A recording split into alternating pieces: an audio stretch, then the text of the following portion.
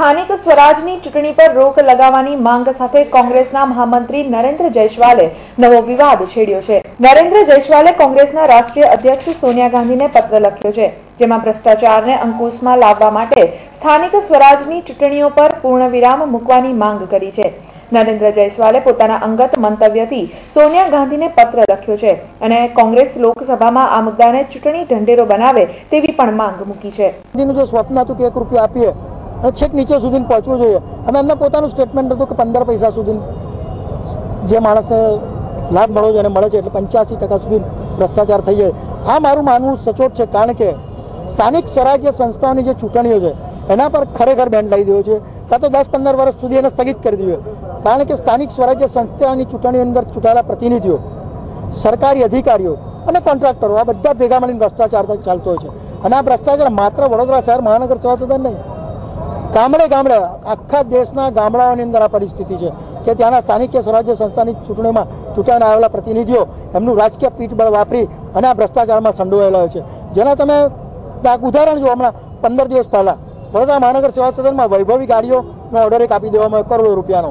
એટલે આ પ્રજાના પરસેવાની કમાણી આ ચૂંટાયેલા પ્રતિનિધિઓ બહુ ખરાબ રીતે વાપરતા હોય છે, જેનો બહુ મોટા પાયે ભ્રષ્ટાચાર થતો એને રોકવા માટે મેં મારું અંગત મંતવ્ય કોંગ્રેસ પ્રમુખને મોકલી આપ્યું છે કે ખરેખર સ્થાનિક સ્વરાજ્ય સંસ્થાની ચૂંટણીઓને રદ કરી દેવી જોઈએ। રાજ્ય સરકારને મોકલી આપવું જોઈએ કે દરેક જગ્યાએ એમના વહીવટદારની નિમણૂક થઈ જવી જોઈએ અને એમનો વહીવટદાર નિમણૂક ચલાવે। કારણ કે જો રાજકીય માણસ જે જીતીને આવે અને ભ્રષ્ટાચાર કરે, જો ભ્રષ્ટાચાર ઉજાગર કરવામાં આવે, કોઈ નાગરિક કે કોઈ પણ રાજકીય બીજો પક્ષ એને બહાર લાવવા જાય તો એને રાજ્ય સરકાર, રાજ્ય સ્તરના નેતાઓ અથવા દેશ લેવલના નેતાઓ એના પર પડદો પાડીને ભ્રષ્ટાચારને પર પડદો પાડી અને બંધ કરી દેતા હોય છે। એટલે એ ભ્રષ્ટાચાર ઉજાગર થતો નથી।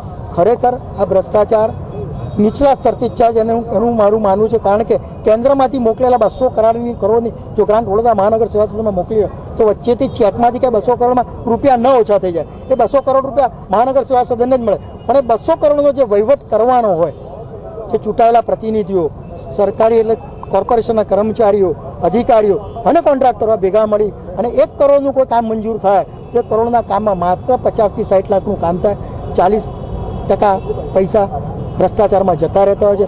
એટલે સમગ્ર કામની અંદર, સમગ્ર દેશની અંદર આ સ્વરાજ્ય સંસ્થાની ચૂંટણીઓ પર ભ્રષ્ટાચારને અંકુશમાં લાવવા માટે બેન્ડ મૂકવો જોઈએ, એવું મેં મારા પક્ષ પ્રમુખને આજે જણાવ્યું છે।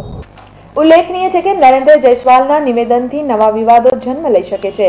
સ્થાનિક સ્વરાજની ચૂંટણીઓ પર પૂર્ણવિરામ મૂકવાની વાત સામે કોંગ્રેસમાં જ મતાંતર જોવા મળી શકે છે।